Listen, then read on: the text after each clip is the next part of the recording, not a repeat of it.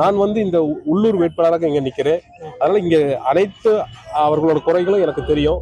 அவர்களுக்கு சிறப்பாக செய்ய முடியும்னு எனக்கு முழு நம்பிக்கையா இருக்கிறது. அது இல்லாம விஜய் அண்ணா இப்ப இருக்கிற மகளிருக்கு உறுதுணையா இருக்கிற ஒரே ஒரு தலைவர் அவர் மட்டும்தான். அதனால அவரை நம்பிதான் இனி வருங்கால அரசியல் இருக்குது. அவரை நம்பிதான் இந்த எதிர்கால இளைஞர்கள் பட்டாளமே இருக்குது. நீங்க சுத்தி பாத்தீங்கன்னா இளைஞர்கள் மட்டும்தான் இருக்கிறாங்க. இந்த இளைஞர்கள் பாத்தீங்கன்னா ஏதோ நிறைய பேர் அப்படி சொல்லுவாங்க, சும்மா இது பண்றாங்க. அதனால நான் கண் கூட பாக்குறேன், ஒருத்தரும் கண் முழிச்சு வேலை பார்த்துட்டு இருக்காங்க. நிச்சயமா மே 4ஆம் தேதி இதுக்கான ரிசல்ட் கண்டிப்பா கிடைக்கும். முதலமைச்சரா தளபதி ஆவாரு. இது வெற்றி நிச்சயம். இந்த முறை உங்கள் கட்சி ஆட்சிக்கு வருமா சார்? கண்டிப்பாங்க சார். இந்த தேர்தல் அறிக்கை நீங்க மதியம் 3 மணிக்கு பார்த்திருப்பீங்க.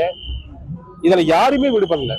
அனைத்து துறையை சார்ந்த அனைத்து பேருமே அவரோட உள்ளத்துல என்னென்ன குறைகள், ஆசிரியர்களாகட்டும், இல்ல போலீஸ் அவர்களா இருக்கட்டும், இல்ல விவசாயிகளா இருக்கட்டும், இல்ல மகளிராகட்டும், மீனவர்களாகட்டும், எல்லாருமே அதை கம்ப்ளீட் பண்ணியிருக்காரு. அத்தனையும் மனசுல அவர் நினைச்சுதான் இந்த விஷயத்த சொல்லியிருக்கிறார்.